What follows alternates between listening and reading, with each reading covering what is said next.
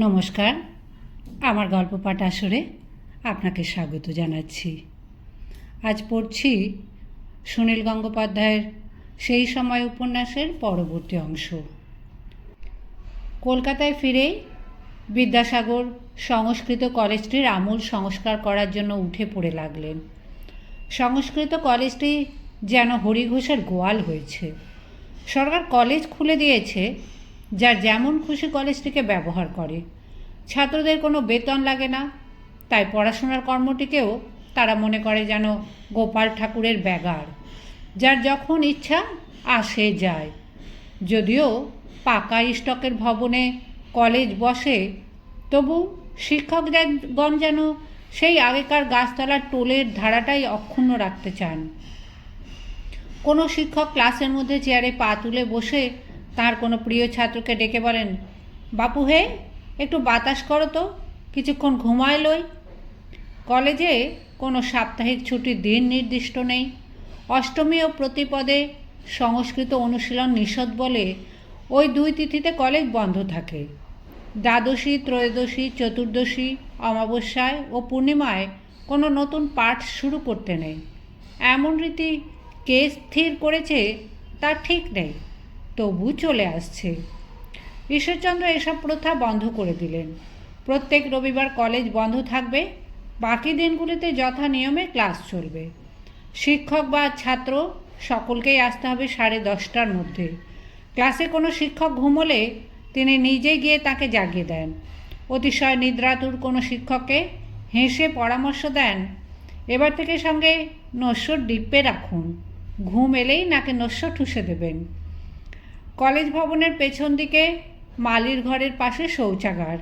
ছাত্ররা সেখানে যাবার নাম করে দল বেঁধে একসঙ্গে এসে নানা রকম রঙ্গরস করে। তাদের পাঠ্য রচনার মধ্যে আদি রসাত্মক শ্লোকের ছড়াছড়ি, সেগুলি আলোচনারও একটি উপযুক্ত জায়গা। নতুন অ্যাসিস্ট্যান্ট সেক্রেটারি নিয়ম করলেন, একবারে একজনের বেশি ছাত্র শৌচাগারে যেতে পারবে না এবং যাবার সময় কাষ্ঠের পাশ নিয়ে যেতে হবে সঙ্গে। শিক্ষক বা ছাত্র কেউই আবেদনপত্র না পাঠিয়ে দিনের পর দিন অনুপস্থিত থাকতে পারবে না।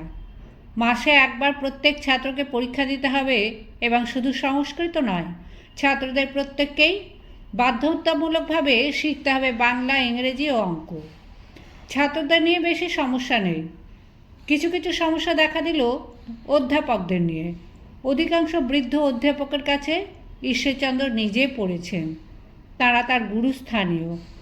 ঈশ্বরচন্দ্র এখন তাদের ওপরে কর্তা হয়ে বসায় তারা সব নির্দেশ মানতে চান না। বিশেষত সকাল 10:30টার মধ্যে কলেজে এসে পৌঁছবার ব্যাপারটা বড়ই বাড়াবাড়ি মনে হয়। গুরুস্থানীয় অধ্যাপকদের ঈশ্বরচন্দ্র মুখে কিছু বলতে পারেন না। ঠিক 10:30টার সময় তিনি দাঁড়িয়ে থাকেন কলেজের গেটে, হাতে একটা ঘড়ি। যেসব অধ্যাপক অনেক বিলম্ব করে পৌঁছন, তারা দেখতে পান যে ঈশ্বরচন্দ্র একবার তাদের মুখের দিকে আর একবার ঘড়ির দিকে চেয়ে মুচকে মুচকে হাসছেন। একজন পণ্ডিত একদিন বলেই ফেললেন, ঈশ্বর, তুমি যে কিছু বলো না, টিপি টিপি হাসো, ওতেই বড় লজ্জা পাই। ঘাট মানছি বাপু, কাল থেকে ঠিক সময় আসব।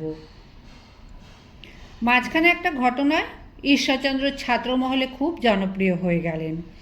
হিন্দু কলেজ আর সংস্কৃত কলেজ সন্নিহিত ভবনে বসে। একদিন কোনো প্রয়োজনে ঈশ্বরচন্দ্র বিদ্যাসাগর গেলেন হিন্দু কলেজের প্রিন্সিপাল কার সাহেবের ঘরে। চরকায় মায়ের হাতে বোনা মোটা সুতোর ধুতি ও চাদর পরা, মাথার সামনের দিক কামানো, পেছনে সুবৃহৎ শিখা। এমন চেহারার মনুষ্যকে দেখে কার সাহেব বসতে বললেন না, বরং নিজের পা দুখানি টেবিলের ওপর তুলে দিয়ে জিজ্ঞেস করলেন, হ্যাঁ পণ্ডিত, কী দরকার বলো। অপমানিত ক্রুদ্ধ হয়ে ঈশ্বরচন্দ্র ফিরে এলেন সেদিন, কারুকে কিছু বললেন না। কয়েকদিন পরেই একটি সুযোগ পেয়ে গেলেন। পিঠোপিঠি দুই কলেজের পরিচালকদের প্রায় নানা কাজে কথাবার্তা বলতে হয়। সেদিন কার সাহেব এলেন সংস্কৃত কলেজের অ্যাসিস্ট্যান্ট সেক্রেটারির সঙ্গে দেখা করতে। আগে থেকে খবর পেয়েই ঈশ্বরচন্দ্র টেবিলের ওপর তার চটি পড়া পা দুখানি তুলে রাখলেন। তারপর কার সাহেবকে বসবার চেয়ার না দিয়ে জিজ্ঞেস করলেন, হ্যাঁ বলো সাহেব, কী তোমার প্রয়োজন। রাগে ছটফটিয়ে ঘর থেকে তৎক্ষণাৎ বেরিয়ে গেলেন কার সাহেব। এই ঘটনায় নানাভাবে পল্লবিত হয়ে ছড়িয়ে পড়ল চতুর্দিকে, এমনকি ইংরেজ সমাজেরও কানে গেল। সংস্কৃত কলেজের ছাত্ররা এই কথা শুনিয়ে শুনিয়ে হিন্দু কলেজের ছাত্রদের দুয়ো দেয়। কার সাহেব ঘটনাটিকে রসিকতা হিসাবে না নিয়ে শিক্ষা বিভাগের প্রধানের কাছে নালিশ জানালেন। তিনি বললেন, আর কোনো ইউরোপীয় হলে এই অপমান কিছুতেই সহ্য করত না।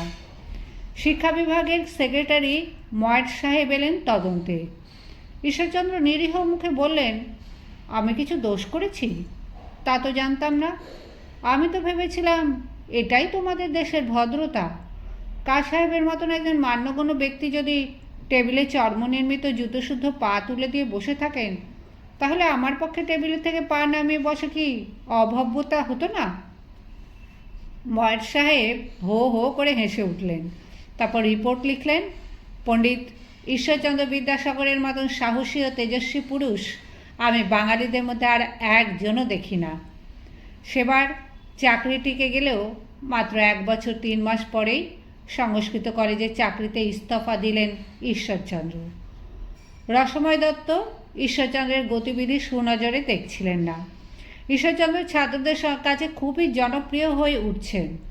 কলেজের নানাবিধ সংস্কারের কারণে সাহেবগণ ঈশ্বরচন্দ্রের প্রশংসা করছেন। রসময় দত্ত মনে করলেন সাহেবদের কাছে তার নিজের সমাদর যেন কমে যাবে এতে। ঈশ্বরচন্দ্র তাঁর অধস্তন কর্মচারী, সুতরাং ঈশ্বরচন্দ্র খাটবেন, কৃতিত্বটা পাবেন তিনি, এরকমই সাধারণত হয়। কিন্তু এই যে বাঁশের চেয়ে কঞ্চির দর হয়ে যাচ্ছে। এবার রসময় দত্ত শক্ত হাতে হাল ধরলেন এবং ঈশ্বরচন্দ্রের সংস্কার প্রস্তাব বাতিল করে দিতে লাগলেন একটার পর একটা। কলেজটি আমূলভাবে ঢেলে সাজাবার একটি পরিকল্পনা রচনা করেছিলেন ঈশ্বরচন্দ্র। সেটি রসময় দত্ত কিছুতেই পাঠাতে রাজি হলেন না শিক্ষা বিভাগীয় বড় সাহেবের কাছে। বিরক্ত হয়ে ইস্তফাপত্র পেশ করলেন ঈশ্বরচন্দ্র। সে কথা শুনে কলেজের কয়েকজন অধ্যাপক লিখিতভাবে রসময় দত্তকে অনুরোধ করলেন, এই কলেজের পক্ষে বিদ্যাসাগর মহা উপকারী, তাকে যেন যেতে দেওয়া না হয় কিছুতেই। রসময় দত্ত সেসব গ্রাহ্য করলেন না। তার ধারণা একটু চাপ দিলেই ঈশ্বরচন্দ্রকে নরম করা যাবে। এক কথায় ঈশ্বরচন্দ্র চাকরি ছেড়ে চলে গেলেন। বন্ধু ডাক্তার দুর্গাচরণ বাড়িতে এসে বললেন, ওহে ঈশ্বরচন্দ্র, তোমার কাণ্ড দেখে যে সকলের তাক লেগে গেছে। এই বাজারে কেউ এত বড় চাকরি ছাড়ে? রসময় দত্ত কী বলছেন জানো?